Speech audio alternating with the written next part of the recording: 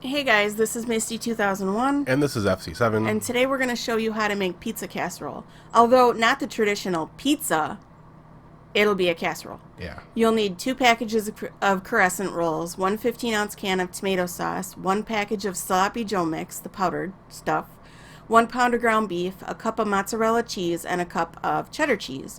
Although you can use other cheeses, I haven't yet experimented. Right. And the meat's already browned, right? Yes, the meat is already browned. Although, if you guys are willing to try it with other cheeses, please leave it in the comments and let us know how it turned out. Yeah.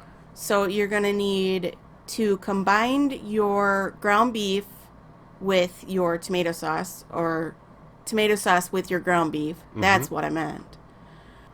Yeah, so making sure it's combined really well. As you can see, How many cans did you put in? just one. Just one? I thought we were gonna need 2, but I guess if you wanted a little more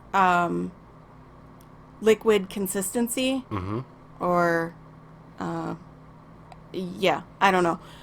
Then you're gonna want to add your sloppy Joe mix. Yeah, it works for me. Yeah, Yeah. good stuff. Yeah, I like Sloppy Joe mix. I don't necessarily like Sloppy Joe's, though. But this was pretty good, you gotta admit. Yeah. This is actually one of my favorite recipes. You're going to make it again pretty soon, right? Yeah, I am. We made this video a couple weeks ago, but we're just getting to it now. Yeah, unfortunately. So then stir in the sloppy Joe mix. This is, I think, the point in time that you would add the second can of tomato sauce if you like it a little thinner consistency. So set that aside. My favorite part. Yeah. Oh, make sure you grease with the cooking spray your 13 by 9 baking dish. Yeah. Now comes the fun part. Ha! Yeah, beating it on a counter. Yep. And of course it didn't pop right away, so gotta do 2. It's all good. Do you remember back in the early 90s they used to pop when you took off the wrapper? Yeah, I wonder why they don't do that anymore. I'm so glad that they don't, because it would always scare the crap out of me. So then if the... You have to be careful at this part, or else it might fall apart in the middle. But that's okay, because you can always patch it back together. Yes. It just makes it look more cool. Yeah. I like how it fits so nicely. Yeah, I do too. So then, as you can see, I'm kind of piecing the cracks and stuff back together. This is what traditional crescent rolls do look like. They do look like this. I could have used pizza dough, but decided traditional crescent rolls might taste a little bit better. Yeah.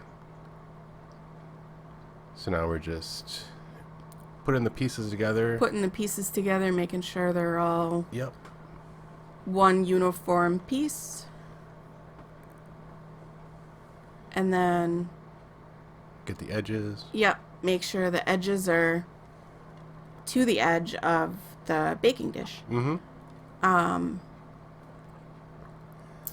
then you're going to want to add your meat. This was my favorite part. Yeah. Look at all that glorious filling. Yep. Yummy. Spread it out so it's evenly. yep, Yeah. evenly, so it's to the edges.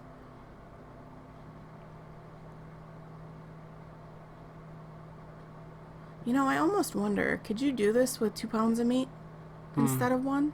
I don't know. You might have... Okay, so we used Colby Jack cheese, but as I said earlier, you can use whatever cheese you want. Right. Traditionally, or at least for me, normally I make it with a cup of cheddar and a cup of mozzarella. So more cheese. Yeah.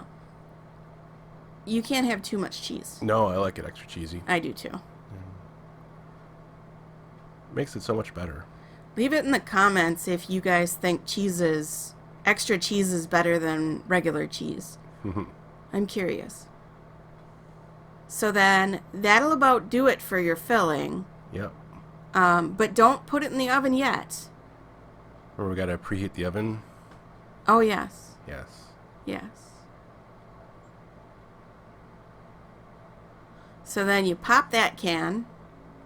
And actually, you can also make it, you can also half the recipe as well and use 1 can of Crescent Rolls, half a can of spaghetti, Tomato soup. tomato sauce, Sauce. half the amount of cheese, half the amount of ground beef. So, But yeah. this dinner was for both of us. So. Yeah, and actually it made quite a bit of leftovers. So you preheat the oven, 350 degrees, and then you pop it in the oven for 30 minutes. Yep. 30 minutes later, Comes out and it comes out all hot and bubbly. The top's golden brown. Mm-hmm. Look at that glorious sight. Yep. Yum. Mm-hmm. And you know what I like about this? It's proportioned just perfectly. Yeah.